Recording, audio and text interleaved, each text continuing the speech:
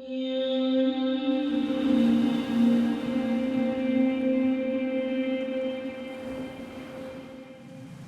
site that I was painting was the first site discovered. It's the origin story of Akumal, essentially. Hearing more and more stories, I knew I needed to somehow try to capture Akumal's origin story, but at the same time I wanted to keep that mythical Mayan energy that is so present here. I almost felt like I wasn't worthy of the spot, so in some respects I just needed to work with what was there as much as possible. And honestly, like, it was actually the most challenging wall I think I've ever painted, and an emotional whirlwind of a wall too.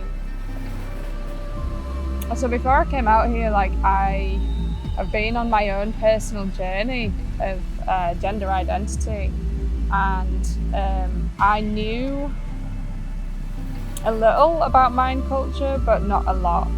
And it's important to me because I wanted to find the connection between, I guess, ancient ideas around gender identity and their approach, because in society now, it's something that's almost newly recognised as being in existence, even though there's evidence that it's always been there, and in some respects celebrated by many a different culture.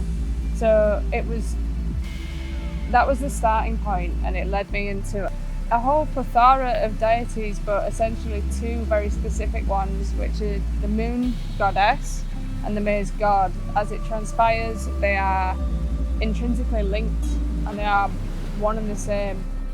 You know, to not be labelled is to be free. And I think what the Mayans were practicing was a respect for it on some level.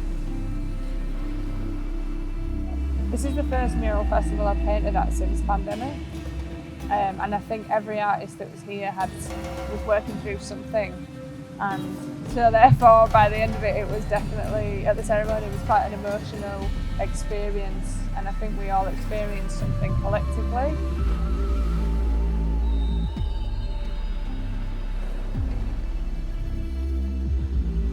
So a huge motivator for this piece was to remind people that trans and non-binary folk have always been here, and that you're not alone. And despite